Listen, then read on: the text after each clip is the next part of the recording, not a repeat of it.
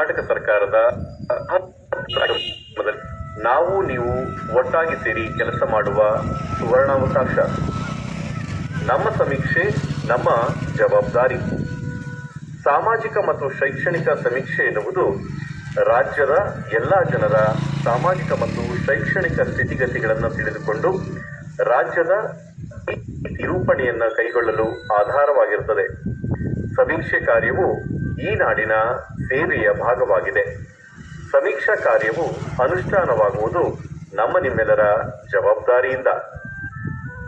ಕರ್ನಾಟಕ ಹಿಂದುಳಿದ ವರ್ಗಗಳ ಆಯೋಗವು ರಾಜ್ಯದ ಸಾಮಾಜಿಕ ಮತ್ತು ಶೈಕ್ಷಣಿಕ ಸಮೀಕ್ಷೆ 2025 ಮನೆ ಸಮೀಕ್ಷೆಯನ್ನ ಇದೇ ತಿಂಗಳು ಅಂದರೆ ಸೆಪ್ಟೆಂಬರ್ 22ನೇ ತಾರೀಕಿನಿಂದ ಪ್ರಾರಂಭವಾಗಿ ಅಕ್ಟೋಬರ್ 7ರವರೆಗೆ ನಡೆಸಲಿದೆ. ಸಮೀಕ್ಷೆಯಲ್ಲಿ ಸುಮಾರು 60 ಪ್ರಶ್ನೆಗಳಿವೆ.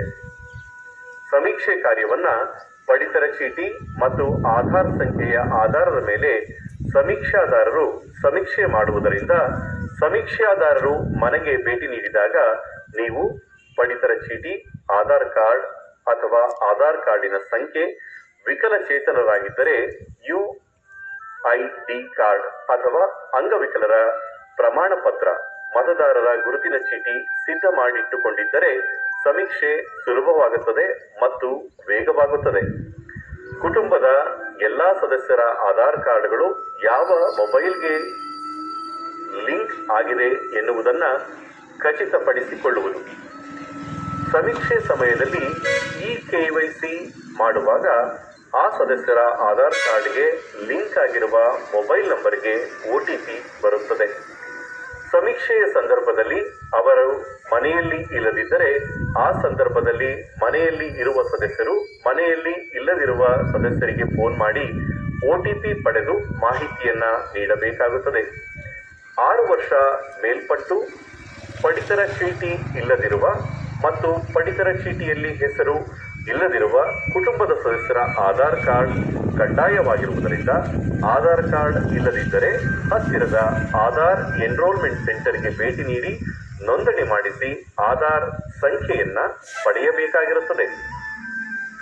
ಆಧಾರ್ ಕಾರ್ಡ್ ಇದ್ದು ಲಿಂಕ್ ಆಗಿರುವ ಮೊಬೈಲ್ ಫೋನ್ ಇಲ್ಲದಿದ್ದರೆ ಹತ್ತಿರದ ಆಧಾರ್ ಎನ್ರೋಲ್ಮೆಂಟ್ ಸೆಂಟರ್ಗೆ ಭೇಟಿ ನೀಡಿ ಈಗ ಬಳಸುತ್ತಿರುವ ಮೊಬೈಲ್ ನಂಬರ್ಗೆ ಲಿಂಕ್ ಅನ್ನ ಮಾಡಿಸಿಕೊಳ್ಳಬೇಕು.